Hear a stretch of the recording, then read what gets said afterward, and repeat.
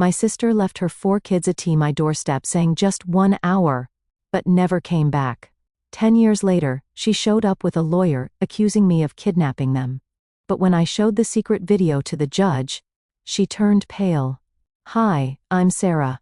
Today I'm going to read you the story of Megan, which is titled, Like This, My Sister Left Her 4 Kids at My Doorstep, saying just 1 hour, but never came back. 10 years later, she showed up with a lawyer accusing me of kidnapping them. But when I showed the secret video to the judge, she turned pale. Well, let's go. My name is Megan Mitchell, and I'm 55 years old now. But this story starts 10 years ago, when I was 45 and working as a nurse at a hospital in Sacramento. I had a younger sister named Emily Turner. She was always the wild one in our family.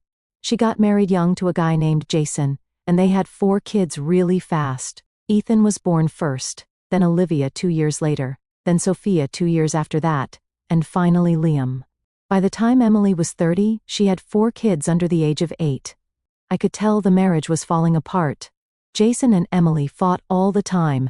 Emily would call me complaining about how hard it was to take care of 4 kids, about how she'd given up her whole life for them, about how she felt trapped. Then one day, they got divorced. Jason moved out.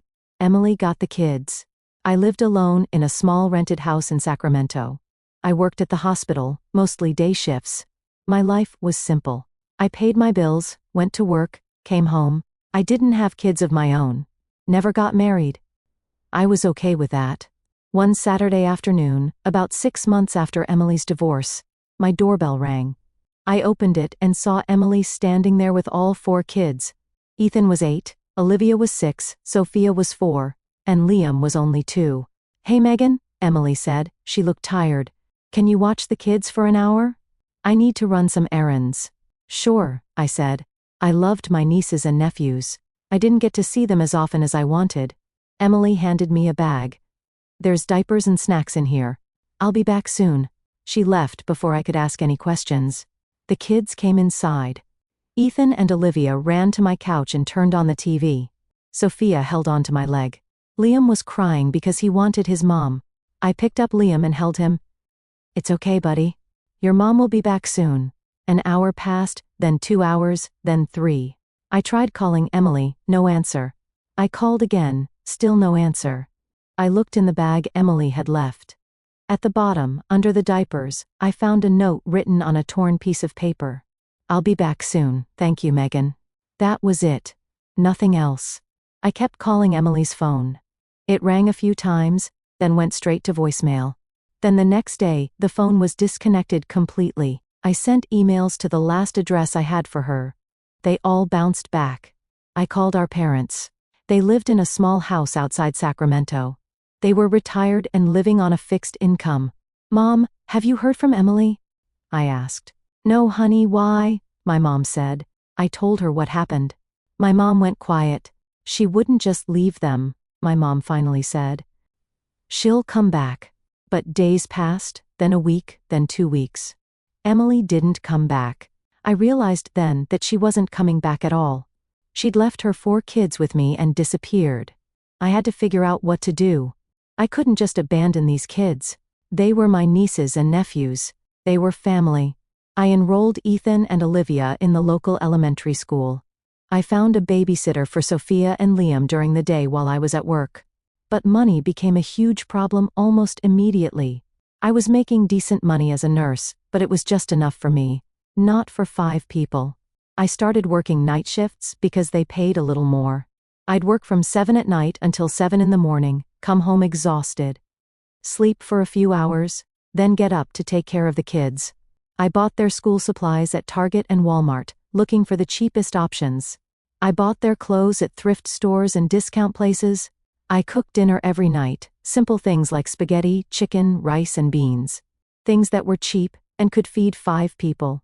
I helped Ethan and Olivia with their homework every evening, even when I was so tired I could barely keep my eyes open.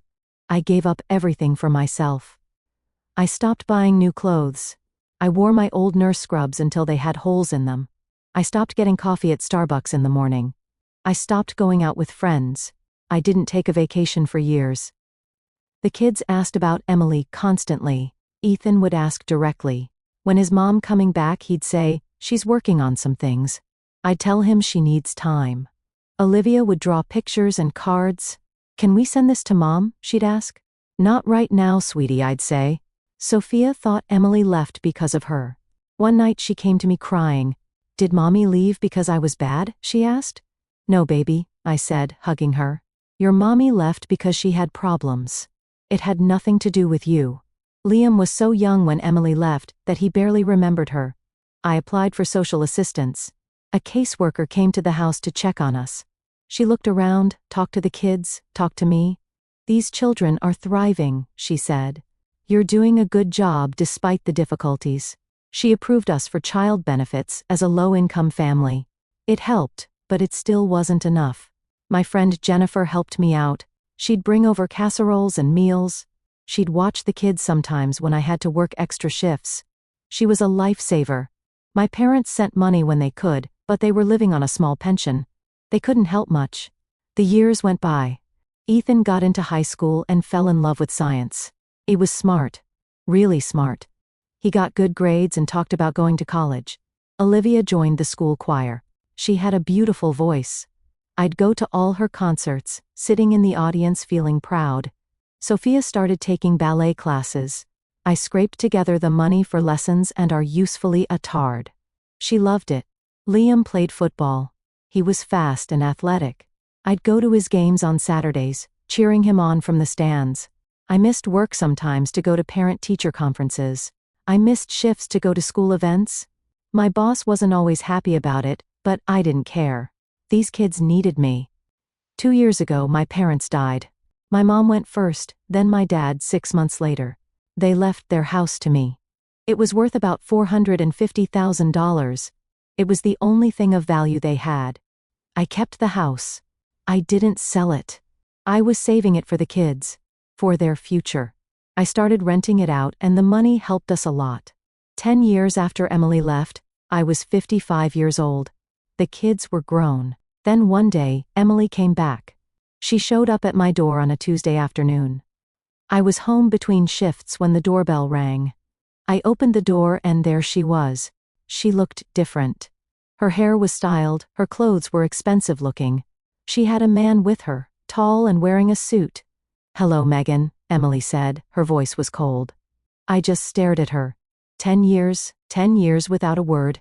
And now she was standing on my doorstep. "Can we come in?" the man asked. "Who are you?" I said. "I'm Michael Johnson," he said. "I'm Emily's lawyer." Emily pushed past me into the house. The lawyer followed. The kids were all home. Ethan was in his room studying. Olivia was practicing a song. Sophia was doing homework at the kitchen table. Liam was watching TV. They all looked up when Emily walked in. For a moment, nobody said anything. Then Ethan stood up. "Mom?" Emily barely glanced at him. She didn't hug any of the kids. She didn't even smile at them. "Megan, we need to talk," Emily said. The lawyer pulled out some papers from his briefcase. He handed them to me. "This is a court notice," he said. "Emily is filing for custody of her children." I felt like I'd been punched in the stomach. "What?" "You've been illegally detaining my children for 10 years, Emily said. "I want them back." The kids heard everything. They all came closer, gathering behind me. Ethan stood right next to me. Olivia grabbed my arm. Sophia was crying. Liam looked confused. "You left them," I said. My voice was shaking. "You abandoned them 10 years ago." "That's not true," Emily said. "I left them temporarily because I was going through a difficult time. I always planned to come back." "You never called," I said. "You never wrote, you disappeared." "Because you wouldn't let me see them," Emily said. It was a lie, a complete lie. But she said it so confidently, like it was the truth. The lawyer cleared his throat. "We'll see you in court, Ms. Mitchell. The hearing is scheduled for 3 weeks from now." They left, just like that. The kids were all looking at me. Ethan's face was hard. Olivia was crying. Sophia was shaking. Liam came and hugged my leg. "Aunt Megan, we don't want to go with her," Ethan said. "You're not going anywhere," I said. But inside, I was terrified. That night, after I put the kids to bed, I sat at the kitchen table and thought about why Emily was really back. It wasn't about the kids. She hadn't even looked at them properly. She hadn't asked how they were doing or what they'd been up to. Then it hit me. The house. My parents' house that they'd left to me. It was worth $450,000. Emily wanted the house. She wanted money. She was using the kids as leverage to force me to sell the house and give her a share. I wasn't going to let that happen. The next morning, I started gathering evidence. I found the note Emily had left in the diaper bag 10 years ago. I'd kept it all these years. I found old text messages from Emily, messages where she'd asked me for money and never mentioned the kids. Then I remembered Jason, Emily's ex-husband. He'd gone to prison about a year after Emily left the kids. He'd spent 7 years there and got out a couple years ago. He'd never been involved in raising the kids. The kids couldn't have gone to him even if they'd wanted to. But after he got out, I'd let him see the kids sometimes. Supervised visits. He was trying to do better. I found his number and called him. "Jason, it's Megan," I said. "Emily's back. She's trying to get custody." Jason was quiet for a moment. "I'm not surprised. She probably needs money. Did she ever contact you about the kids?" I asked. "Not once," Jason said. "She never asked how they were doing. It's like they didn't exist for her." Then Jason said something that changed everything. "I have something you need to see," he said, "a video. Emily doesn't know I have it." I drove to Jason's apartment that afternoon. He lived about 30 minutes away. He let me in, and we sat down in his living room. He pulled out his phone and opened a video. This was taken about a year after Emily left the kids with you.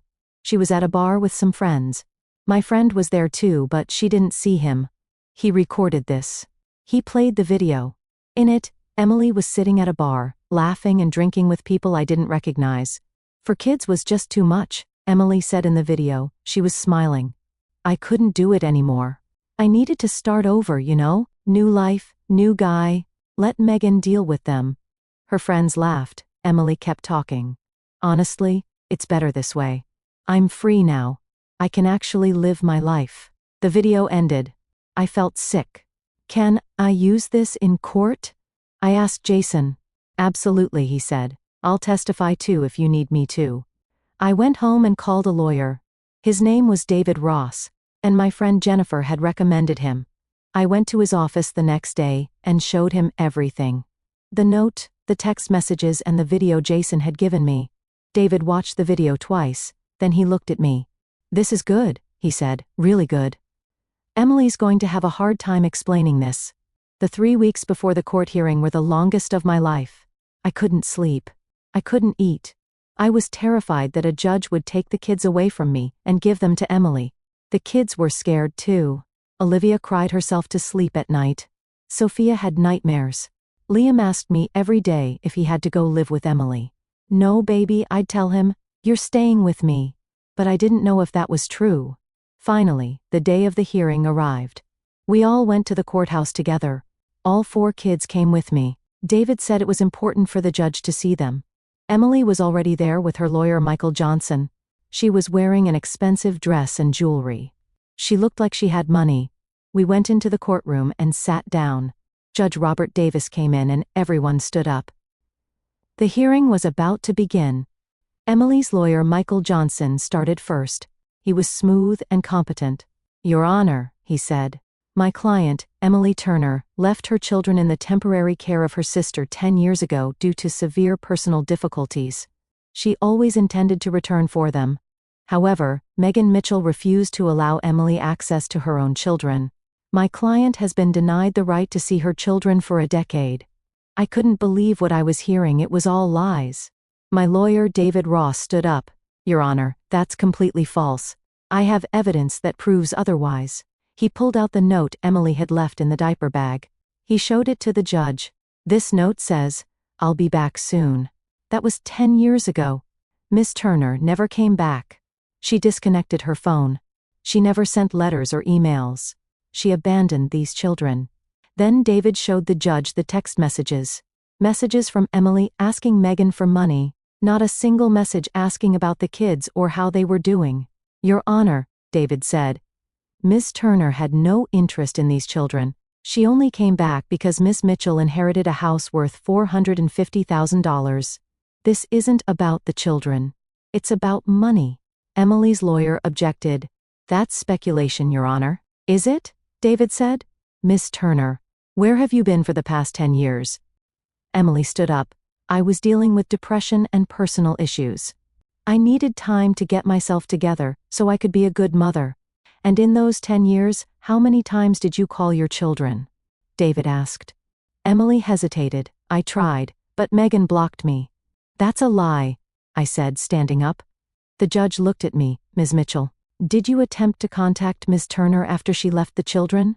Yes, Your Honor, I said. I called her dozens of times. I sent emails. I asked my parents to try to find her. She disappeared completely. Then the judge did something I wasn't expecting. He asked to speak to the children. Ethan went first. He was 18 now, almost a man. He stood in front of the judge with his shoulders straight.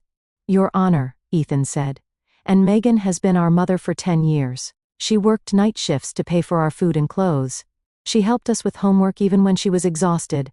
She went to every parent-teacher conference and every school event. She's the only mother we know. The judge nodded. What do you want, Ethan? I want to stay with Aunt Megan, Ethan said. We all do. Olivia went next. She was crying, but she spoke clearly. I don't want to go with her, Olivia said, pointing at Emily. Aunt Megan is our family. She's always been there for us. Sophia was shaking when she stood up. Emily was never around. She left us. Aunt Megan loved us when nobody else did. Liam was the youngest. He looked scared standing in front of the judge. I only know Aunt Megan, he said. She's my home. I was crying watching them. These kids I'd raised, they were standing up for me. Then the courtroom door opened. Jason Turner walked in. Emily's face went white when she saw him. Your Honor, Jason said. I'm Jason Turner, Emily's ex-husband and the father of these children. I have evidence you need to see. David nodded at him. Jason pulled out his phone and showed the judge the video. The judge watched it. His face got harder as the video played. I could hear Emily's voice from the phone. 4 kids was just too much. I couldn't do it anymore. I needed to start over. Let Megan deal with them. When the video ended, there was complete silence in the courtroom. Then people started whispering. The kids looked shocked. They'd never known the real reason their mother left. Emily stood up. Your Honor, I was in a bad place. I was young and depressed. I said things I didn't mean. But I always planned to come back for my children. 10 years, the judge said. His voice was cold. You had 10 years to come back. You never did until now. Why now, Miss Turner? Emily didn't answer. The judge looked at all the evidence. He looked at the kids. He looked at me. Then he looked at Emily. I've heard enough, Judge Robert Davis said. Miss Turner, your claim that you were denied access to your children is unsupported by any evidence. The evidence clearly shows you intentionally abandoned these children. Miss Mitchell has provided a stable, loving home for them for 10 years. He paused. I am denying your petition for custody. Full custody is granted to Megan Mitchell. Furthermore, I am issuing a 7-year restraining order. You are prohibited from contacting these children without court approval. Emily started crying. Your Honor, please. They're my children. They were your children, the judge said. You gave them up when you walked away. The hearing was over. We won. The kids hugged me. Ethan was crying. Olivia was crying. We all were. Emily left the courtroom with her lawyer. She didn't look back at the kids. Not even once.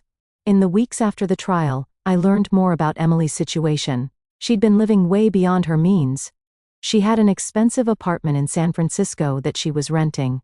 She drove a Tesla, also rented. She couldn't actually afford any of it. She'd been hoping to get part of the house money to keep up her lifestyle. When that didn't work, everything fell apart. She had huge legal fees from the trial. She couldn't pay her rent. She had to give back the Tesla. She was in serious debt. We moved into my parents' house, the one they'd left to me. It was bigger than my rental, with enough room for everyone. The kids each got their own bedroom. Ethan graduated from high school with honors. He got accepted to UC Davis to study biology. I was so proud of him. Olivia was excelling in school. She was the lead singer in her choir. She had a beautiful voice and colleges were already interested in her. Sophia joined the school dance team. She was talented and dedicated. She practiced every day. Liam became a star player in his football league. He was fast and strong. Coaches said he had a real future in the sport. 3 months after the trial, I ran into someone who knew Emily. She told me Emily had moved to a cramped apartment in Modesto. She was working as a cashier at a local supermarket, making minimum wage. I wasn't happy about it. I didn't gloat. But I also couldn't forgive her for abandoning her children and then trying to take them back only for money. Life settled into a new normal after the trial. The kids stopped calling me Aunt Megan. They just called me Mom now. Not because they had to, but because they wanted to. Because that's what I was to them. The first time Liam called me Mom after the trial, I was making dinner. He came into the kitchen and said, "Mom, can I have a snack?" I stopped what I was doing and looked at him. "What did you call me?" He looked confused. "Mom, is that okay?" I pulled him into a hug. "Yes, baby. That's more than okay." Ethan left for UC Davis in the fall. I drove him to the campus and helped him move into his dorm. He was studying biology and loving it. He called me every Sunday to tell me about his classes and his new friends. Olivia was thriving in high school. She was still in the choir and she'd gotten the lead in the school musical. I went to every performance, sitting in the front row and cheering louder than anyone else. She was also getting interest from colleges. Several schools had reached out to her about music scholarships. She was going to have options. Sophia was on the school dance team now. She practiced constantly, always working to get better. She had performances every few months and I never missed one. She was beautiful when she danced, graceful and competent. Liam was doing great in football. He was one of the best players in his league. Coaches from bigger programs were starting to notice him. He was only 12, but people were saying he could get a scholarship someday if he kept it up. I was still working as a nurse, but I'd switched back to day shifts. I didn't need to work nights anymore. The house was paid off, and with the child benefits and my salary, we had enough. The kids had everything they needed. That was all that mattered to me. My friend Jennifer still came over regularly. She'd helped me so much over the years, and now she was like family. The kids called her Aunt Jennifer. "You did an amazing job with them," she told me one day while we were having coffee. "Look at how they turned out." "They did the work," I said. "I just gave them a stable place to grow." "Don't sell yourself short," Jennifer said. "You sacrificed everything for them." Not many people would do that. I thought about Emily sometimes, about where she was and what she was doing. I heard through mutual acquaintances that she was still in Modesto, still working at the supermarket, still living in that cramped apartment. She was alone. Her flashy friends from San Francisco had all moved on. The people who used to come to her parties didn't want anything to do with her after the trial. Her choices had consequences. She'd chosen money and freedom over her children. And now she had neither. I didn't feel good about it. I didn't celebrate her downfall. But I also didn't feel sorry for her. She'd made her choices. She'd abandoned 4 little kids who needed her. She'd only come back when she thought she could get money. The restraining order was still in effect. She couldn't contact the kids for 7 years. By the time it expired, Ethan would be 25, Olivia would be 23, Sophia would be 21, and Liam would be 19.